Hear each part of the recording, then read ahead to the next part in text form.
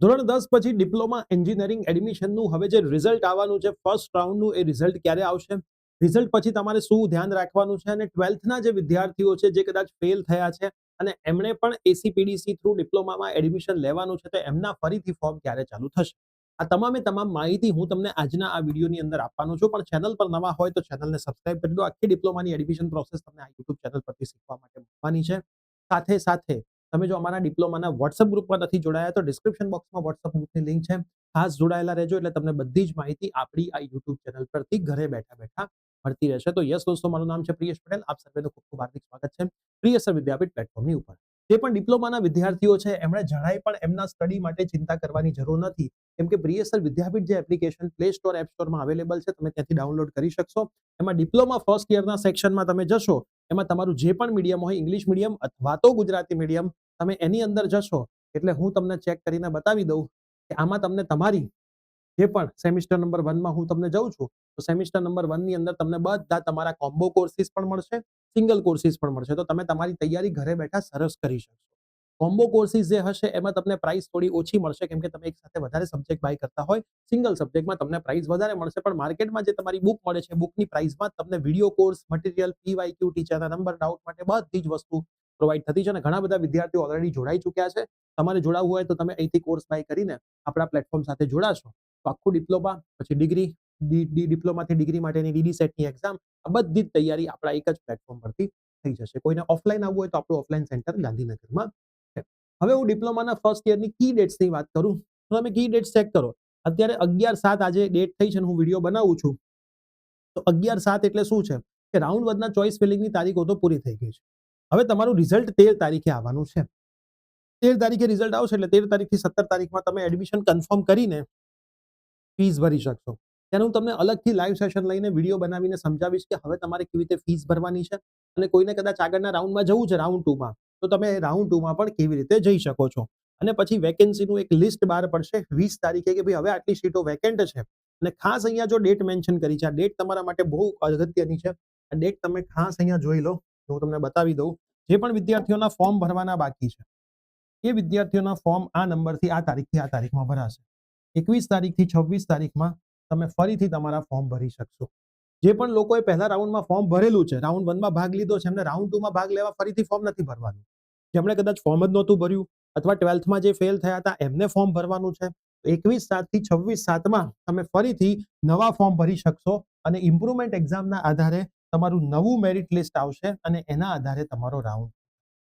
તમે તમારી જો કોલેજ ચોઇસ કરતા હોય, એ કોલેજની ચોઇસની અંદર એક કોલેજ હું તમને સજેસ્ટ કરું છું, એ પણ તમે એડ કરી શકો છો, જેનું નામ છે SPB Patel engineering college Saffrony. હવે સેફ્રોનીની અંદર ડિપ્લોમાના કયા કયા કોર્સિસ ચાલે છે જો હું તમને બતાવી દઉં. જો તો જીટીયુના અંડરમાં આવતી કોલેજ છે, યુજીસી અને એઆઈસીટી અપ્રૂવ છે અને નેક એગ્રીગેટ કોલેજ ધરાવે છે. સાથે સાથે ડિપ્લોમામાં IT, information technology, computer engineering, civil engineering અને મિકેનિકલ એન્જિનિયરિંગ, આ 4 કોર્સિસ એમની કોલેજની અંદર ચાલતા હોય છે. જેમાં હું જીટીયુની વાત કરું તો 12 ટાઈમ પહેલો રેન્ક, 4 વખત બીજો રેન્ક, 2 વખત ત્રીજો રેન્ક, 5 વખત ચોથો રેન્ક, 2 વખત એમનો 5મો રેન્ક અહીંયા આવેલો છે. સાથે સાથે એમના ઝોનની વાત કરીએ તો નોર્થ ઝોનની અંદર 22 વખત પહેલો રેન્ક, 15 વખત બીજો રેન્ક, 3 વખત ત્રીજો રેન્ક, 3 વખત ચોથો રેન્ક અને 4 વખત 5મો રેન્ક પણ એમનો આવેલો છે. અને એમના જે લેટેસ્ટ પ્લેસમેન્ટ ડેટાની હું વાત કરું તો લેટેસ્ટ પ્લેસમેન્ટની અંદર જે વિદ્યાર્થીઓના પ્લેસ થયા છે, સારી સારી કંપની પ્લેસમેન્ટ માટે આવતી હોય છે. અદાણી છે, ટાટા મોટર્સ છે, એના પછી એમએનએમએસ ઇન્ડિયા છે, ફોર્ડ છે, પછી ઈ ઇન્ફોચિપ છે, સ્ટાર્કટેક છે, ફોરેન્સિક સાયબરટેક છે, બધી એમના રિક્રુટર્સ છે. તમે કોલેજની વિઝિટ કરી શકો છો. ગાંધીનગર મહેસાણા હાઈવે ઉપર શંકુશ વોટર પાર્કની સામે એમની કોલેજ છે. કોલેજ તમે એક વખત વિઝિટ કરો. ડિસ્ક્રિપ્શનમાં પણ હું એમનો કોન્ટેક્ટ નંબર આપી દઉં છું. તો તમારે એડમિશન લેવું હોય, ડાયરેક્ટ એડમિશન પણ થતું હોય છે, જે સેમ ફીસની અંદર તમારે કોઈ એક્સ્ટ્રા ફીસ આપવાની નથી. એ ફીસમાં પણ તમારું ત્યાં એડમિશન થઈ જતું હોય છે. તો ડિસ્ક્રિપ્શનમાં કોન્ટેક્ટ નંબર છે, ખાસ તમે એક વખત કોલેજ વિઝિટ કરજો. હવે આપણે આગળ વાત કરીએ તો રાઉન્ડ 1 નું જે તમારું રિઝલ્ટ આવશે, પછી રાઉન્ડ 2 માં જવા માટે તમારે કન્સન્ટ આપવાનું રહેશે. બરાબર, રાઉન્ડ 1 માં તમારે ફીસ ભરવાની રહેશે, કન્ફર્મ કરવાનું રહેશે, અને પછી રાઉન્ડ 2 માટે કન્સન્ટ આપવાનું રહેશે. એ દરેકે દરેક વસ્તુ હું તમને આપણી આ યુટ્યુબ ચેનલ પરથી શીખવાડવાનો છું. તો ખાસ તમને મેં જેટલી વસ્તુ કીધી કે આ ડેટ્સ તમારે ફોલો કરવાની છે. રાઉન્ડ 1 નું રિઝલ્ટની ડેટ એમણે આપી છે 13 તારીખ. 13 તારીખથી 17 તારીખ ફીસ ભરવાની, 20 તારીખે વેકેન્સીનું રિઝલ્ટ આવશે, કેટલી વેકેન્ટ રહી છે. 21 થી લઈને 26 તારીખ સુધી ઓનલાઈન રજિસ્ટ્રેશન ફરીથી સ્ટાર્ટ થશે, જેમનું બાકી છે એમનું 12th ફેલનું અથવા તો 10th માં બી પાસ થયા હોય અને બાકી હોય એમણે. ઇમ્પ્રુવમેન્ટનું જે રિઝલ્ટ આવે છે એ કોઈ પણ વિદ્યાર્થી અપલોડ કરવાની જરૂર નથી. ઓટોમેટિકલી ઇમ્પ્રુવમેન્ટનું રિઝલ્ટ અપલોડ થઈ જશે.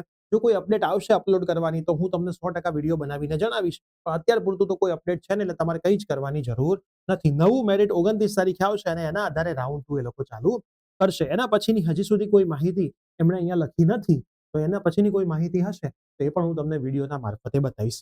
પ્લસ એમની એક વેબસાઇટ છે, એમની વેબસાઇટ ઉપર એક બે નવી વસ્તુ આવી છે, બરાબર.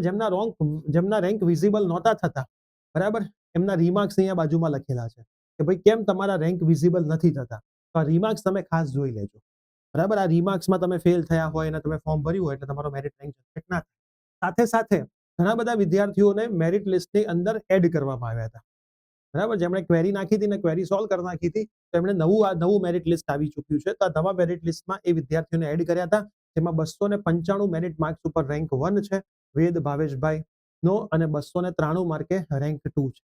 ઠીક છે. તો આ બધા રેન્ક નવા આવી ગયા છે. તો કોઈએ પોતાનો રેન્ક જોવો હોય, લખ્યું છે list of candidate including the merit list after query submit કર્યા પછીના નવો મેરિટ રેન્ક બધા વિદ્યાર્થીઓનો આવી ગયો છે. તો એક વખત આ ફાઇલ પણ તમે ઓપન કરીને ચેક કરી લેજો. આ વિડીયો મેક્સિમમ મિત્રોને શેર કરી દો.